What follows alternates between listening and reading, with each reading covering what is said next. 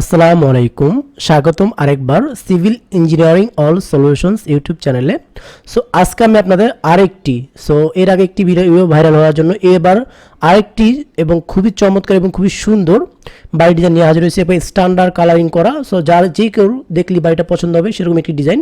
So এটা হচ্ছে সেই বাড়িটার সামনের ডিজাইন। সো আমি প্রথমে আপনাদের এই বাড়িটার সম্পূর্ণ বাড়ির ডিজাইনটা ঘুরে দেখাবো, তারপর এটার ভিতর ডিজাইন দেখাবো, তারপর এটা জায়গার পরিমাণ এবং খরচ, একতলা দোতলা তিনতলা বা একতলা দোতলা ফাউন্ডেশন দিয়ে একতলা করলে আপনার কেমন খরচ পড়বে, তিনতলা ফাউন্ডেশন দিয়ে একতলা করলে এবং একতলা করলে কত খরচ পড়বে, এই সম্পর্কে একবার বিস্তারিত সব ধারণা আমি সুন্দর মতো এই ভিডিওতে দিয়ে দিব।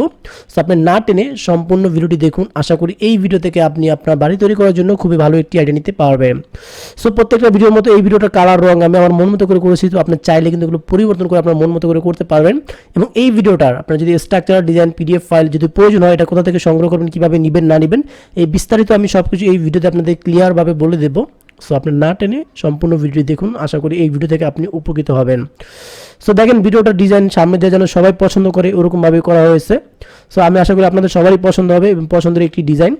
সো অলরেডি দেখেন আমি বাইরের ডিজাইন শেষ করেছি। তো চলেন এখন আমরা একটা ভিতরের ডিজাইন দেখব, তারপর এটার ফ্লোর প্ল্যান, জায়গার পরিমাণ, খরচ সহ বিস্তারিত সব কিছু আমি ধাপে ধাপে আলোচনা করব। সো চলেন এখন আমরা এটার ভিতরের ডিজাইনটা দেখি, ভিতরে কীভাবে কী করা হয়। চলেন এখন এটা আপনাদের খুলে দেখাবো। তো প্রথম উপর থেকে ছাদ খুলবো, তারপর ভিতরে কী কেসে দেখাবো। সো তার আগে দেখেন দুই পাশে কিন্তু বসার জন্য খুব সুন্দর জায়গা আসে, এখানে কিন্তু বসে আড্ডা মারতে পারবেন এবং উপরে গার্ডেনিংটা কিন্তু খুব সুন্দর করে করা হয়েছে, মানে উপরের বাগানটা দেখেন খুব সুন্দর করে সাজানো হয়েছে যাতে আপনাদের পছন্দ হয়। সিম্পলের মধ্যে একবারে খুবই গর্জিয়াস একটি ডিজাইন। তো উপরে ছাদ খুলে তারপর ভিতরে কী কী আছে দেখায়। তো দেখেন উপর থেকে ছাদ খুলে ফেলছি। তো ছাদ খোলার পর হচ্ছে প্রবেশ পথ, এখান দিয়ে আপনি ভিতরে ঢুকবেন। সো ভিতরে ঢোকার পরে দেখেন সিঁড়ির নিচে আপনি চাইলে কিন্তু একটি বাইক পার্কিং করতে পারবেন, এরকম সিস্টেম রাখা হয়েছে। দেখেন এখানে র্যাম দিয়ে উঠাবেন, উঠে সিঁড়ির নিচে বাইকটা পার্কিং করে রাখতে পারবেন। সো এবং ঢোকার পরে হাতের বাম পাশে রয়েছে একটি রুম, যেটাকে আপনি guest room plus drawing room হিসাবে ব্যবহার করতে পারবেন। এইটাকে guest room plus drawing room হিসাবে ব্যবহার করতে পারবেন। এই রুমের সাথে রয়েছে একটি অ্যাটাচ বারান্দা। দেখেন এই খুবই সুন্দর এবং খুবই চমৎকার একটি বারান্দা। এই বারান্দা হচ্ছে এই রুমের সাথে অ্যাটাচ হবে। এবং হাতে ডান পাশে রয়েছে আরেকটি রুম, এই একটি রুম, এটা হবে মাস্টার বেডরুম অর্থাৎ মূল বেডরুম হিসাবে ব্যবহার করা হবে। কারণ এর সাথে রয়েছে একটি অ্যাটাচ টয়লেট, বড় সড়ো একটি টয়লেট, রয়েছে একটি অ্যাটাচ বারান্দা। এই যে এই বারান্দাটি খুব সুন্দর একটি বারান্দা। সো এটা হবে এই রুমের সাথে অ্যাটাচ হবে। এবং পিছনে দেন কী কী রয়েছে। তো পিছনে রয়েছে আরও দুইটা রুম, একটি রুম এবং একটি বেডরুম, দুইটা রুম। এবং এখানে রয়েছে একটি কমন টয়লেট, যে টয়লেটটা সবাই ব্যবহার করবে। এবং আপনি চাইলে কিন্তু এই ইউনিটে ঢোকার জন্য দুইটা দরজা রয়েছে, একটি দরজা এবং একটি দরজা। চাইলে এই দরজা দিয়ে ঢুকতে পারেন, আমার চাইলে এই দরজা দিয়ে। আপনার মেহমান আসলে কিন্তু এই দরজা দিয়ে ড্রয়িং রুম ঢুকাবেন, যেটা আমি হচ্ছে ফ্লোর প্ল্যান আরও ক্লিয়ারভাবে বুঝিয়ে দেবো। এবং অন্যরা আসলে এখান দিয়ে ঢুকতে পারবেন।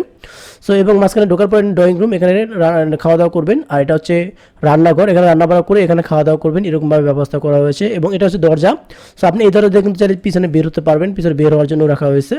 সো আপনি এই বরাবর দরজা দিলে আপনি একটু প্রোটেকশনটা ভালো থাকবে। অর্থাৎ এইখানে রান্নাঘরে একটি দরজা প্লাস হচ্ছে রান্নাঘরতে বের হওয়ার দুইটা দরজা থাকলে আপনি এখান দিয়েও কিন্তু ইজিলি আপনি হচ্ছে চোর বা অন্য কেউ ঢুকতে পারবে না, এরকমভাবে সিস্টেম করে দরজা করা হয়েছে।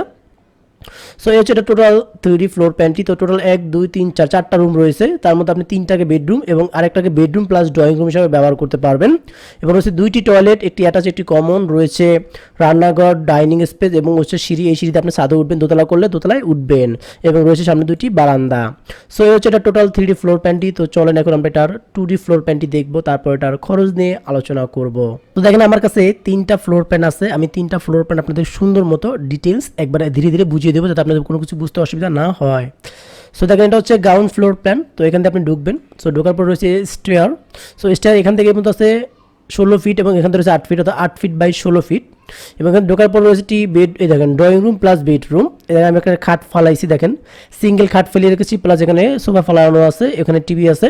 সো এটা হচ্ছে ড্রয়িং রুম প্লাস বেডরুম হিসাবে ব্যবহার করবেন। এর সাথে রয়েছে একটি অ্যাটাচ বারান্দা, বারান্দার আছে 9 ফিট 6 ইঞ্চি বাই 3 ফিট। এবং হাতে ডান পাশে রয়েছে বেডরুম 1, এটা মাস্টার বেডরুম হিসাবে ব্যবহার করবেন।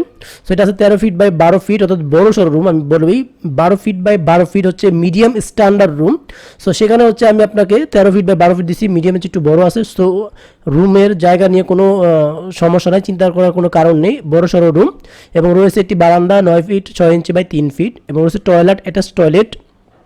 তো টয়লেটটি আছে 8 ফিট এদিকে এবং এদিকে রয়েছে 5 ফিট, অর্থাৎ বড় সড়ো একটি টয়লেট রাখা হয়েছে, যাতে ভিতরে আপনার হচ্ছে লং প্যান অথবা কমোড যেটাই বসান, তারপর হচ্ছে ঝর্ণা, বালতি, তারপর এখানে হচ্ছে বেসিং সুন্দর মতো বসাতে পারবেন।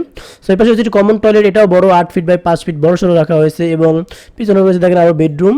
3 এটা আছে 11 ফিট বাই 11 ফিট, বেডরুম 2 রয়েছে 11 ফিট বাই 11 ফিট, পিছনে দুটো বেডরুম কিন্তু 10 ফিট বাই 10 ফিট ছোট রুম, বাট আমি কিন্তু 11 ফিট বাই 11 ফিট ছোট থেকে বড় রুম রাখা হয়েছে। সো এবং একটা রান্নাঘর রয়েছে, এটা হচ্ছে 12 ফিট বাই 7 ফিট বড় সড়ো একটি রান্নাঘর, এবং হচ্ছে ডাইনিং এরিয়া। সো এটা এখান থেকে কিন্তু 12 ফিট এবং এখান থেকে হচ্ছে 8 ফিট। সো এই হচ্ছে এটার টোটাল 2D ফ্লোর প্ল্যানটি। সো এখানে দেখেন জায়গার পরিমাণ কতটুকু আছে আমি একটু দেখাই দিই। সো এখানে হচ্ছে দেখেন জায়গার পরিমাণটা, এখানে আছে দৈর্ঘ্য আছে দেখেন এদিকে আছে 35 ফিট 8 ইঞ্চি, অর্থাৎ এখান থেকে এই পর্যন্ত আছে 35 ফিট 8 ইঞ্চি, এবং এখান থেকে এই পর্যন্ত রয়েছে 33 ফিট 1 ইঞ্চি। সো আপনার জায়গা যদি 32, 33, 34, 35 ফিট থাকে তাহলে কিন্তু আপনি এই বাড়িটি করতে পারবেন।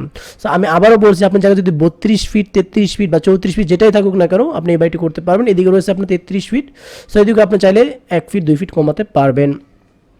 সো এদিকে হচ্ছে 33 ফিট 1 ইঞ্চি, এদিকে হচ্ছে 35 ফিট 8 ইঞ্চি। তো টোটাল এখানে জায়গার পরিমাণ আছে 1180 স্কোয়ার ফিট। সো এই 1180 স্কোয়ার ফিটে আপনি যদি বাড়ি করতে যান তাহলে আপনার কেমন খরচ পড়বে সে সময়টা ধারণা দিয়ে দিব। সো আর আপনি যদি এটার পিডিএফ ফাইলটি আপনার প্রয়োজন হয় বা এটার স্ট্রাকচারাল ডিজাইন, সম্পূর্ণ স্ট্রাকচারাল ডিজাইন যদি প্রয়োজন হয় তাহলে আপনি আমার সাথে যোগাযোগ করতে পারবেন, আমার ইমো বা হোয়াটসঅ্যাপ নাম্বার দেওয়া আছে। সো দেখেন এটাতে কলাম লাগবে কয়টা আমি দেখে দিই, 1 2 3 4 5 6 7 8 9 10 11 12। সো 12টা কলাম নিলে কিন্তু আপনার এই বাড়িটা খুব সুন্দর হয়। সো বিমগুলো সব হচ্ছে ওয়ালের উপর দিয়ে চলে যাবে, তো এই জন্য দেখতেও সুন্দর লাগবে। সো এই হচ্ছে এটার কলামের পজিশনগুলো, টোটাল আপনার 12টা কলাম লাগবে, এবং সামনে হচ্ছে 2টা কলাম হচ্ছে পোর্চের। সো এই হচ্ছে এটার আপনার হচ্ছে কলাম সহ মাপ। সো আশা করি আপনাদের সবার ভালো লেগেছে। আমি আবারও বলছি, যদি এটার ফ্লোর প্ল্যানগুলো, এটার পিডিএফ ফাইল প্রয়োজন হয় বা স্ট্রাকচারাল ডিজাইন প্রয়োজন হয় তাহলে আমার ইমো বা হোয়াটসঅ্যাপ নাম্বার আছে, আমার সাথে যোগাযোগ করবেন। সো দেখেন সামনে যে পোস্টটা আছে, এই পোস্টটা এখান থেকে এই পর্যন্ত হবে 8 ফিট এবং এদিকে হবে 11 ফিট, অর্থাৎ 8 ফিট বাই 11 ফিটের একটি পোস্ট। সো আমি অলরেডি সব কিছু সুন্দর মতো বুঝিয়ে দিচ্ছি। তো চলুন এখন আমরা এটার খরচ নিয়ে আলোচনা করব। সো দেখেন এই বাড়িটা এই 1180 স্কোয়ার ফিটে যদি সেম টু সেম এই বাড়িটা যদি আপনারা করতে যান তাহলে আপনার কেমন খরচ পড়বে সেই সময়টা ধারণা দিয়ে দিচ্ছি। তবে জায়গা, স্থানভেদে এবং মালামাল অনুযায়ী কিন্তু খরচ কম বেশি হয়ে থাকে।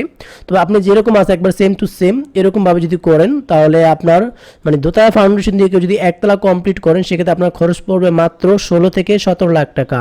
সো আমি আবারও বলছি, বর্তমান বাজার অনুযায়ী আপনি যদি দোতলা ফাউন্ডেশন দিয়ে এই বাড়িটি একতলা কমপ্লিট করেন তাহলে আপনার খরচ পড়বে 16 থেকে 17 লাখ টাকার মতো খরচ পড়বে। আর কেউ যদি 3তলা ফাউন্ডেশন দিয়ে একতলা কমপ্লিট করেন সেক্ষেত্রে আপনার খরচ পড়বে 19 থেকে 20 লাখ টাকার মতো খরচ পড়বে এই বাড়িটি তৈরি করতে গেলে। সো এই বাড়ি হচ্ছে এই বাড়িটার খরচের হিসাব। সো ভিডিওটি কেমন লাগলো অবশ্যই কমেন্ট করে জানাবেন, এবং এই ভিডিও সম্পর্কে আপনার কোনো মতামত থাকলে সেটাও কমেন্ট করে জানাবেন, এবং এই বাড়িটার ফ্লোর প্ল্যান, স্ট্রাকচারাল ডিজাইন বা যে কোনো জিনিস প্রয়োজন হয় তাহলে অবশ্যই আমার সাথে যোগাযোগ করবেন। আমার ইমো বা হোয়াটসঅ্যাপ নাম্বার ডিসক্রিপশনে দেওয়া আছে, চাইলে সেখান থেকে নিয়ে সংগ্রহ করে যোগাযোগ করতে পারেন। সো ভিডিওটি কেমন লাগলো অবশ্যই কমেন্ট করে জানাবেন, এবং বাড়ির ডিজাইনে অনেক ভিডিও আমার চ্যানেলে আপলোড করা আছে, দেখতে চাইলে চ্যানেল। আপনি যদি এই বাড়িটার যে দোতলার ডিজাইন দেখতে চান তাহলে অবশ্যই কমেন্ট করে জানাবেন যে আমি দোতলার ডিজাইন দেখতে চাই। সো আমি এটার দোতলার ডিজাইনটি নিয়ে হাজির হব, এবং সেটা বিস্তারিত খরচ সহ সব কিছু থাকবে। সো কমেন্ট করে জানান।